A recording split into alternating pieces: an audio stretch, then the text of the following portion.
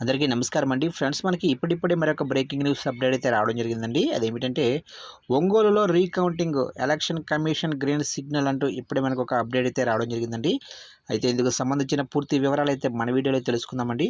Video మాత్రం ఎక్కడా skip చేయకుండా చూడండి ఫ్రెండ్స్. అప్పుడే మనకి పూర్తి సమాచారం అయితే తెలుస్తుంది. ఇక లేట్ చేయకుండా వివరాల్లోకి వెళ్ళిపోదాము. ఇక ఒంగోలులో ఈవీఎంల మాక్ పోలింగ్కు ఈసీ గ్రీన్ సిగ్నల్.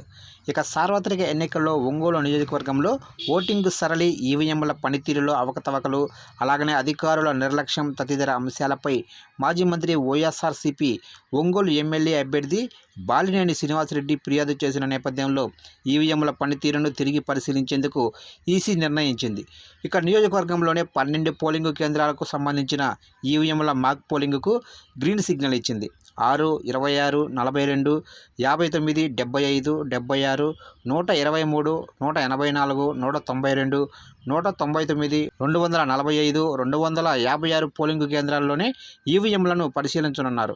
ఇక మాక్ పోలింగ్ నిర్వహణ కోసం బాలినేని 5,66,400 రూపాయల ఫీజు కూడా చెల్లించారు. అయితే ఎన్నికల సంఘం అధికారులు ఫిర్యాదుని వెనక్కి తీసుకుంటే డబ్బు తిరిగి ఇస్తామని ఒత్తిడి తీసుకొచ్చిన బాలినేని మాత్రం ఈవీఎంల మాక్ పోలింగ్ జరగాల్సిందేనంటూ పట్టుబడ్డారు. దీంతో మాక్ పోలింగ్కు ఈసీ ఆమోదం తెలిపింది. ఈ మేరకు ఎన్నికల విభాగం అధికారులకు శిక్షణ కూడా ఇచ్చారు.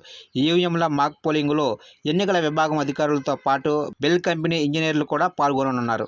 ఇక ఈవీఎంల మాక్ పోలింగ్ పరిశీలన కోసం ఈ నెల 19 నుంచి 24వ తేదీ మధ్య అధికారికంగా ఒక తేదీని ఎన్నికల సంఘం ఖరారు చేసే అవకాశం ఉందని, మరో 2 రోజుల్లో ఈ తేదీ ఖరారు అవుతుందని ఎలక్షన్ విభాగం అధికారులు తెలిపారు.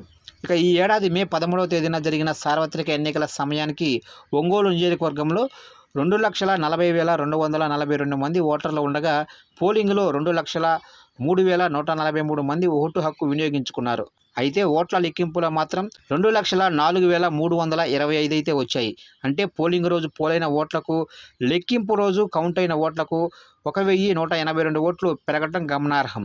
ఈ విషయంలో ఈవీఎంల మాక్ పోలింగ్ ద్వారా స్పష్టత అయితే రావాల్సి ఉంది.